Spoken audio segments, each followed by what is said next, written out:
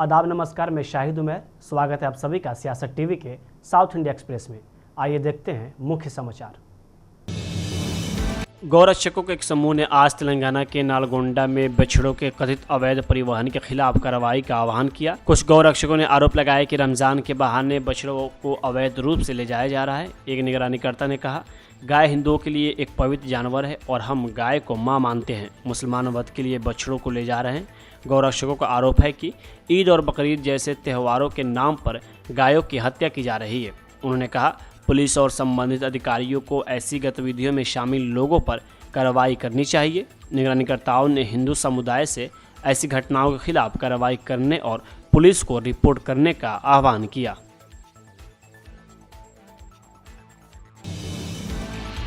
तेलंगाना के नागरकुर्नूल में एसएलबीसी सुरंग में फंसे एक और मजदूर का शव बचाव दल ने बरामद कर लिया है। 22 फरवरी को सुरंग ढहने के बाद मलबे से अब तक 2 शव बरामद किए जा चुके हैं। मिनी एक्सकेवेटर का उपयोग करके खुदाई के प्रयासों के दौरान शव कन्वेयर बेल्ट से लगभग 50 मीटर दूर पाया गया। कर्मचारी की पहचान रिपोर्ट बनाने तक नहीं हुई है। बचाव दल ने तुरंत शव को निकालने की प्रक्रिया शुरू कर दी। अधिकारियों ने कहा कि मृतक की पहचान में कुछ समय लग सकता है। वही खोज अभियान जारी रहा क्योंकि टीम में 6 अन्य लापता श्रमिकों का पता लगाने के लिए ध्यान केंद्रित की हुई है। सुरंग ढहने के 1 महीने बाद 22 मार्च को तेलंगाना सरकार ने घटनास्थल पर बचाव कार्यों के लिए 5 करोड़ रुपए मंजूरी दी। तेलंगाना राजस्व आपदा प्रबंधन ने नागरकुर्नूल जिला कलेक्टर के अनुरोध के बाद इस आशय के आदेश जारी किए। सरकार ने वित्त विभाग को इन निधियों को मंजूरी देने का निर्देश दिया है। आपको बता दें कि 9 मार्च को गुरप्रीत सिंह नामक एक श्रमिक का शव बरामद किया गया और उसे पंजाब में उसके परिवार को सौंप दिया गया।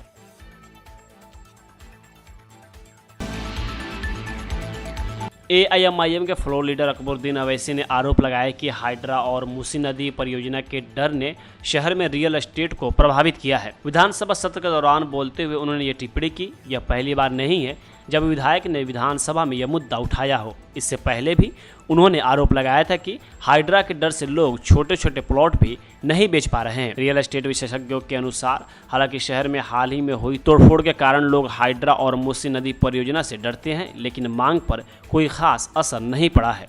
रियल एस्टेट सेवा कंपनी एनरॉ की एक रिपोर्ट में कहा गया है कि हैदराबाद सहित शीर्ष 7 शहरों के प्रमुख सूक्ष्म बाजारों में पूंजी मूल्य 2021 के अंत और 2024 के अंत के बीच 128% की उल्लेखनीय वृद्धि हुई है।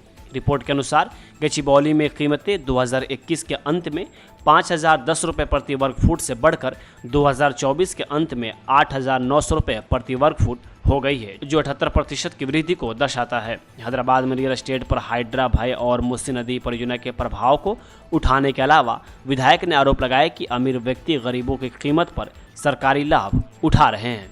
की जरूरत है, लेकिन मैं ये भी कहूंगा सर, रियल एस्टेट हैदराबाद का तो पूरा खत्म हो गया है सर, कुछ भी नहीं है market, thanks to I would say वो मूसी प्रोजेक्ट का डिमोलिशन हो या हाइड्रा का हो या फिर किसी का हो, लेकिन real estate has totally collapse sir. I don't know how are we going to rescue this real estate. Many people.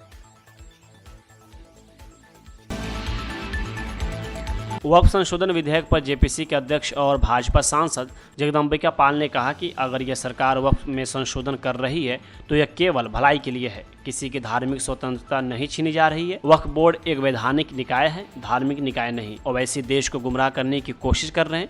JPC ने all India Muslim personal law board को बुलाया था, लेकिन उसके बाद भी उन्होंने जंतर मंतर पर विरोध प्रदर्शन किया। यह देश के मुसलमानों और अल्पसंख्यकों को गुमराह करने की कोशिश है। ये सरकार वक्त में अगर संशोधन कर रही है तो बेहतरी के लिए कर रही है, कोई धार्मिक आज़ादी नहीं छीनी जा रही है। वक्फ बोर्ड में कोई संशोधन, वक्फ बोर्ड एक स्टैच्यूटरी बॉडी है, रिलीजियस बॉडी नहीं है। वक्फ की प्रॉपर्टी की देखभाल करने वाली वो वक्फ बोर्ड की प्रॉपर्टी है। तो ये कहना देश को गुमराह करना ओवैसी के द्वारा, और all India Muslim personal law board जिसको ज्वाइंट पार्लियामेंट्री कमेटी ने बुलाया और उसके बावजूद भी वो जंतर मंतर में प्रदर्शन किया। अभी हमने रिपोर्ट सबमिट किया, उसके आधार पर सरकार मूव करके अमेंडेड बिल लाएगी। अगर वो अमेंडेड बिल आएगा सदन में, वो बेहतरी के लिए होगा। अगर उस समय लगता है उनको कि ये कोई इसमें है जिससे उनको नुकसान हो सकता है, तब इसका विरोध करें। इससे साफ है कि सोची समझी रणनीति के तहत देश के मुसलमानों और अल्पसंख्यकों को गुमराह करना चाहते हैं।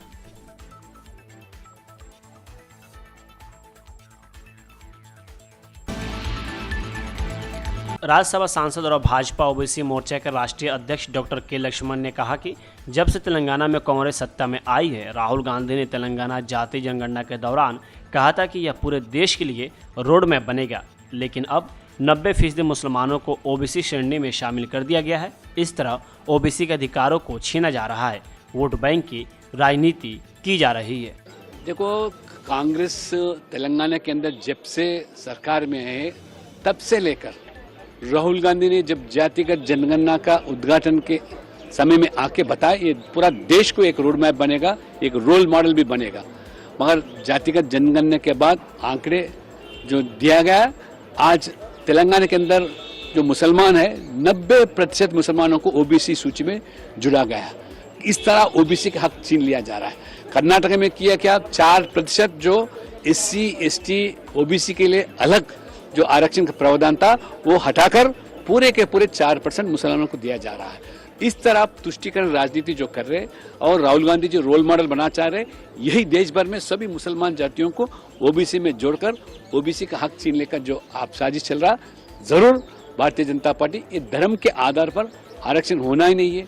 और धर्म के आधार पर आज सरकार के कॉन्ट्रैक्ट में भी 4% जो उप मुख्यमंत्री शिव कुमार बोलते, अगर संभव हो तो अगर हम संविधान को भी बदलेंगे मगर 4% उसका कॉन्ट्रैक्ट ये मुसलमान माइनॉरिटी को देंगे, ये बयान था। इसलिए पूरा देश जान रहे कांग्रेस के जो नीति है ये तुष्टीकरण नीति को जरूर लोग उसको सवाल करते हैं।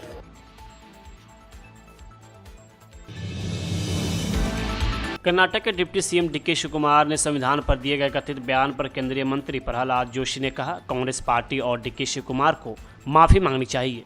उन्होंने अपना छिपा हुआ एजेंडा सार्वजनिक कर दिया है। कांग्रेस ने हमेशा BR अम्बेडकर का अपमान किया है और कई बार संविधान में संशोधन किया है। कांग्रेस को डीके शिवकुमार के बयान के लिए देश से माफी मांगनी चाहिए। First of all Congress party को डीके शिवकुमार को माफी मांगना चाहिए। इनका हिडन एजेंडा जो है उन्होंने वो बाहर कर दिया है, he has made it public। और कांग्रेस पार्टी अंबेडकर जी का जीवितावधि में, डॉक्टर बाबा साहेब अंबेडकर जी का लाइफ टाइम में, जीवितावधि में भयंकर इन लोगों ने अंबेडकर का, डॉक्टर बाबा साहेब अंबेडकर जी का अपमान किया है।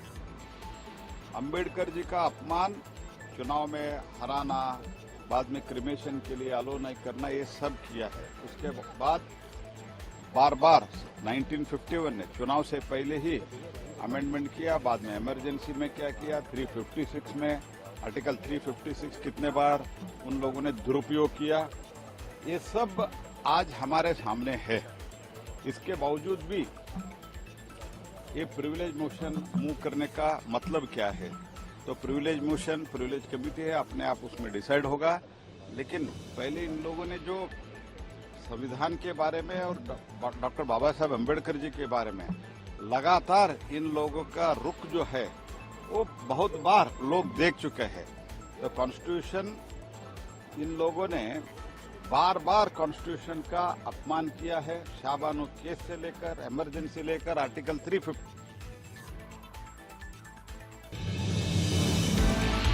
कर्नाटक के उप मुख्यमंत्री डीके शिवकुमार ने राज्य में मुसलमानों के लिए 4% आरक्षण की व्यवस्था करने को लेकर संविधान में बदलाव करने के संबंध में कोई भी बयान दिए जाने का खंडन करते हुए दावा किया कि उनकी बात को गलत तरीके से पेश किया गया। कांग्रेस के वरिष्ठ नेता डीके शिवकुमार ने विशेषाधिकार हनन प्रस्ताव लाने की भी चेतावनी दी। शिवकुमार ने कहा कि मैं एक संवेदनशील वरिष्ठ नेता हूँ, मैं पिछले 36 साल से विधानसभा में हूँ, मेरे पास बुनियादी समझ है, मैंने संविधान बदलने के बारे में कभी नहीं कहा। वही अब इस पर कर्नाटक के डिप्टी सीएम डीके शिवकुमार के संविधान पर दिए कथित बयान को लेकर कांग्रेस सांसद प्रमोद तिवारी ने कहा, संसदीय कार्य मंत्री और केंद्रीय स्वास्थ्य मंत्री ने संसद में ऐसा घटिया और निराधार आरोप लगाया है। यह झूठ का रिकॉर्ड था, मैंने नोटिस दिया है, हम चाहते हैं कि जल्द से जल्द फैसला लिया जाए। अब डीके शिवकुमार ने भी बयान जारी किया है, भाजपा एक ऐसी पार्टी है जो झूठ और फर्जी खबरों के जरिए जीतती है। घटिया बेबुनियाद आरोप लगाया है संसदीय कार्य मंत्री और स्वास्थ्य मंत्री ने, नेता सदन ने। वो झूठ का एक कीर्तमान था, रिकॉर्ड था, बेबुनियाद था। उस पर विशेषाधिकार देंगे। वो हमारे विशेषाधिकार का हनन है, क्योंकि आप इतना बड़ा झूठ बोलेंगे सदन के अंदर। तो आज वो नोटिस दे दी गई है। हम चाहेंगे उस पर जल्दी से जल्दी निर्णय हो। अब तो डीके शिव कुमार का भी बयान आ गया, उन्होंने बयान भी जारी कर दिया, उसमें कहां है? मैं तो यही कहूंगा, भारतीय जनता पार्टी झूठ पर जीती है, झूठी खबरों पे बनती है और उसी पे उनकी राजनीति चलती।